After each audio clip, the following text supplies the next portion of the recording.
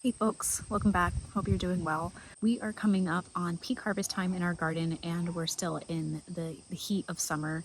It's been super hot and sticky out and it's about 98% humidity, so it's basically bathwater outside.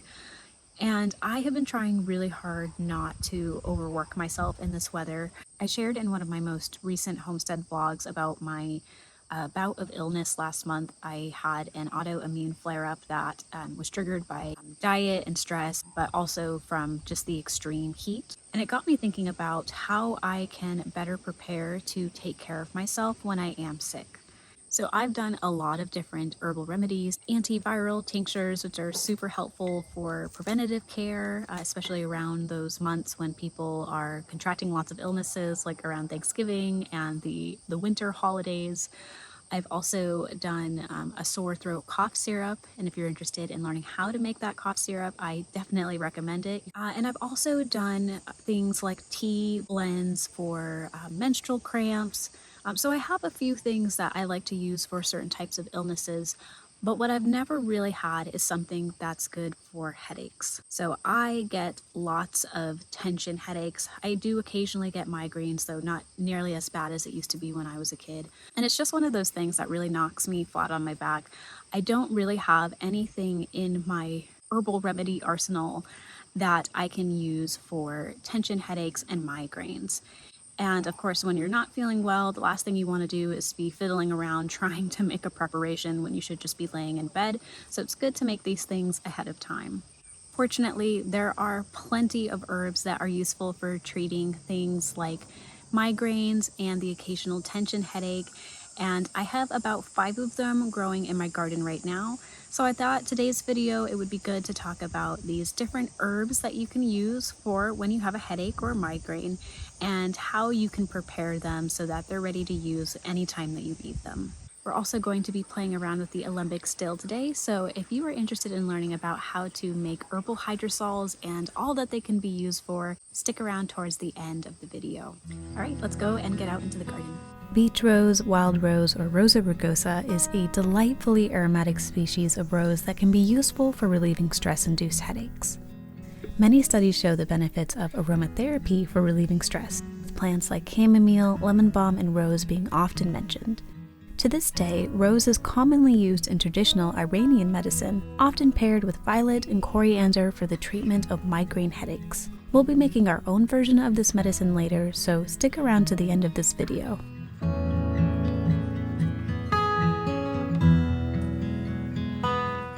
Another aromatic species of rose, Rosa gallica officinalis, aptly called the apothecary rose, can also be used.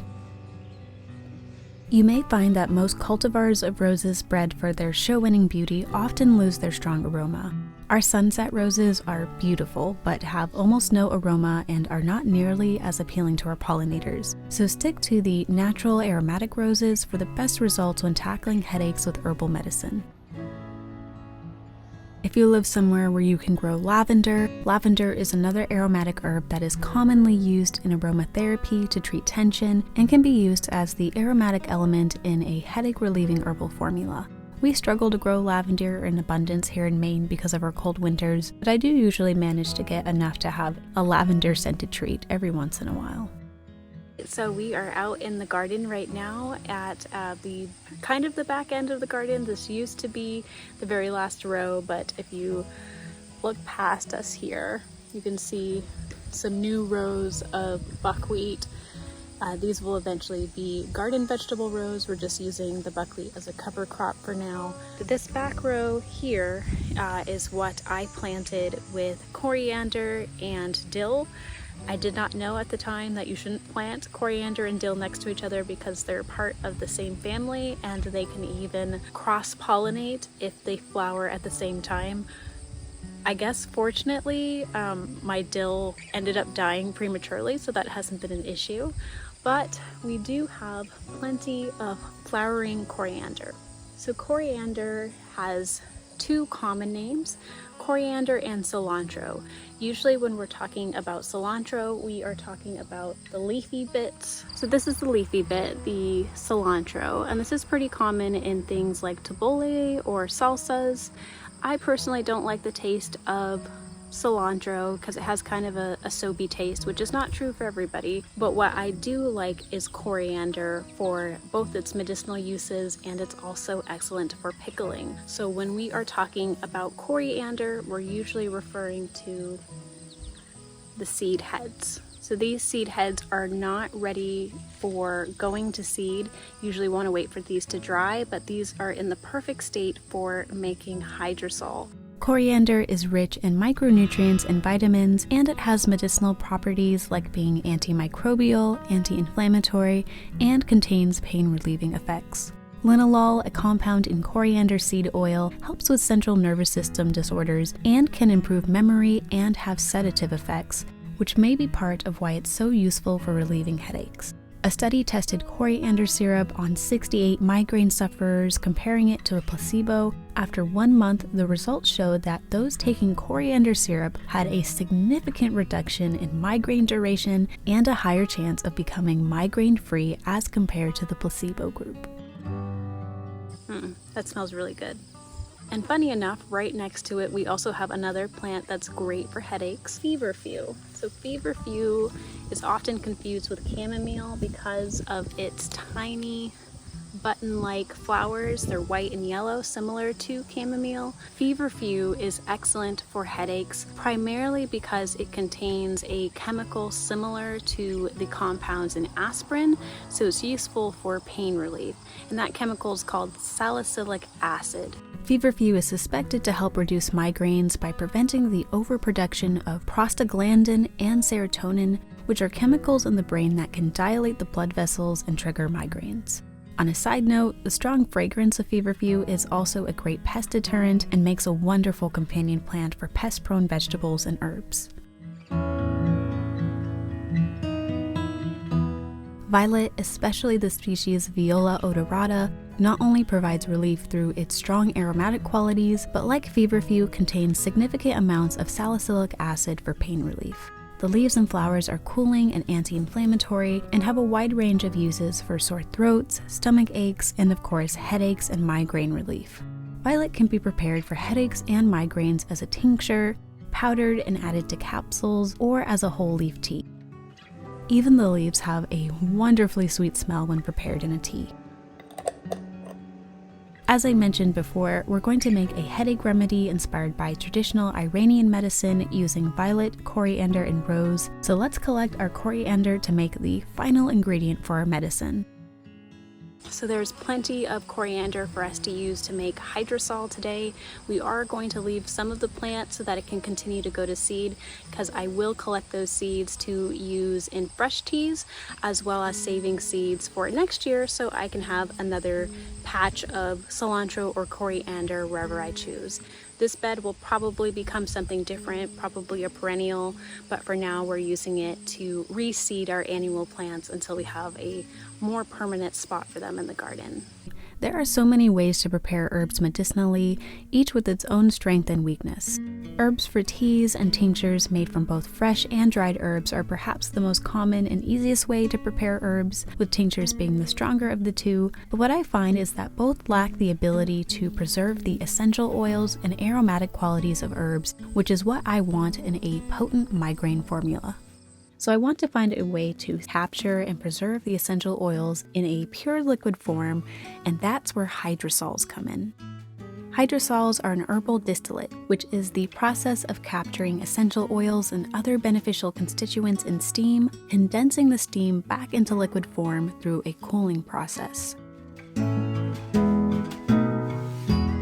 You can do this with an alembic still, a tool used in ancient days to make wines. The process is simple, though I do get a little creative with my setup to work around some of the equipment that I'm missing. First, I load the still with my fresh coriander.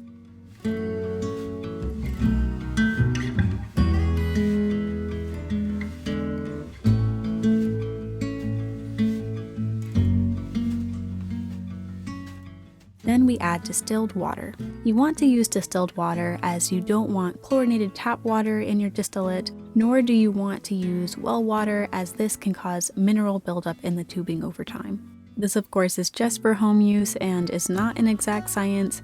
I didn't weigh or measure my fresh herbs, I'm just using what I have and adding 2 gallons of water. My maple syrup collection bucket is doubling as my container, which will hold my cold water. I filled the container with water and a bag of ice, and using suction and gravity, I created a vacuum to transport the ice water into the cooling chamber. The cooling chamber will fill with cold water and surround a copper coil where the steam collects, cooling the steam and condensing it back into liquid form. The water heats up quickly, so I have to have a way to drain and recirculate the water from the cooling chamber. My second container will drain the warm water, which I will then add back into my ice bucket to cool down again. This would be much easier with an electric pump and the right size tubing, which would be attached to these nozzles, but I don't have either, so I'm getting creative.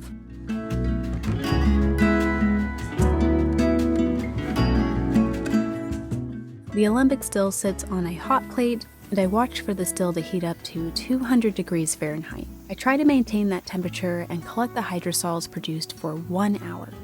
This will make about 1 quart worth of hydrosol. Hydrosols are wonderful aromatics used in linen sprays, perfumes, and even facial toners. You can drink hydrosols, but know that they are on average 20 to 30 times stronger than herbal teas, and certain hydrosols can be too powerful to drink unless diluted or taken in very small doses. To balance out our coriander hydrosol, I'm combining it with a rose petal glycerite that I made over the summer and a violet leaf tincture made with 90 proof vodka. The sweet and aromatic glycerite will help to balance the harshness of the hydrosol, and violet leaf makes a deeply colored, mild tincture whose natural mucilage balances out the harshness of the vodka. Combined together, I've made my headache syrup using the ingredients proven to reduce migraine frequency, duration, and severity. 2 teaspoons taken directly or added to tea should do. You can also make a more simple and mild version of this by drying and powdering coriander seeds, violet leaf, and rose petals, and enjoying it as a tea or in capsule form. Capsule form is what was taken daily in the 2017 study, so the research suggests that this can be just as effective. I hope you enjoyed this video. If you did, please don't forget to hit the like button before you go. Thanks for watching, and I will see you soon. Bye.